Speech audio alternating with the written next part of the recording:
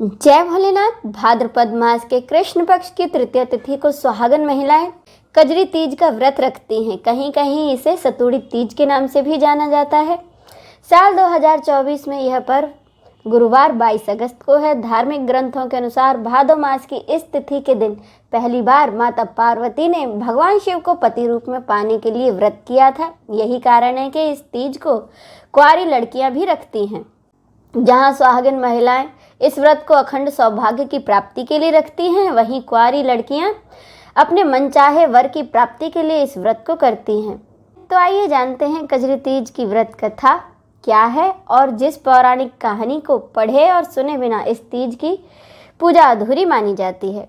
अब सुने कजरी तीज की पौराणिक व्रत कथा। प्राचीन समय की बात है। एक गांव में एक गरीब ब्राह्मण दंपत्ति रहते थे। उनकी हालत इतनी दयनीय थी कि जैसे तैसे करके वे दोनों केवल 2 वक्त का भोजन ही कर पाते थे। ऐसे में जब भाद्रपद महीने की तृतीया तिथि आई तो ब्राह्मण की पत्नी ने कजरी तीज का व्रत रखने का संकल्प लिया और उसने तीज माता का व्रत रखा। ब्राह्मणी ने ब्राह्मण से कहा, सुनो जी, आज मेरा तीज माता का व्रत है, आप कहीं से मेरे लिए चने का सत्तू ले आओ। इस पर ब्राह्मण बोला, अरे ओ भाग्यवान, मेरे पास सत्तू के लिए पैसे नहीं हैं, तो मैं सत्तू कहाँ से लाऊं? तो ब्राह्मणी ने कहा, ये सब मैं नहीं जानती, चोरी करो या डाका डालो, लेकिन मेरे लिए सत्तू लेकर आओ।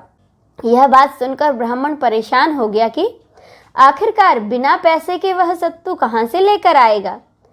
रात हुई, ब्राह्मण घर से निकला और एक साहूकार की दुकान पर जा पहुंचा।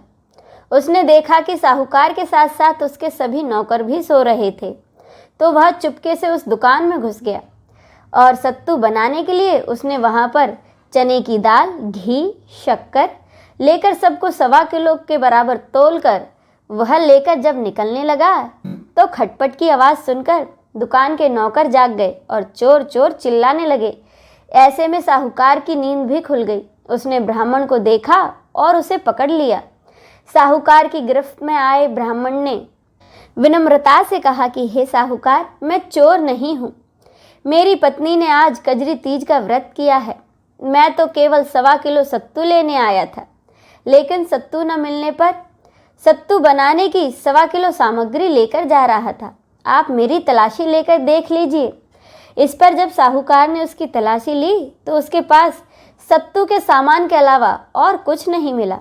ब्राह्मण ने कहा कि साहूकार, चांद निकल आया है, ब्राह्मणी मेरा इंतजार कर रही होगी। साहूकार की आंखें भर आईं और नम आंखों से साहूकार ने कहा, आज से तुम्हारी पत्नी को मैं अपनी धर्म बहन बनाता हूँ। इसके बाद उसने ब्राह्मण को सत्तू, आभूषण, गहने, रुपए, मेहंदी, लच्छा और बहुत सारा धन देकर ठाठ से विदा किया। सबने मिलकर कजली माता की पूजा की। इसके बाद ब्राह्मण दंपत्ति पर कजली माता की कृपा हुई और उस दिन से उसके दिन फिर गए। इस कथा को जो भी पढ़ता है और सुनता है उसका कल्याण होता है। हे कजली माता, जैसे तुमने ब्राह्मण के दिन फेरे थे, वैसे ही इस कथा को पढ़ने, सुनने व हुंकार भरने वाले सबके दिन फेरना। जय माता दी।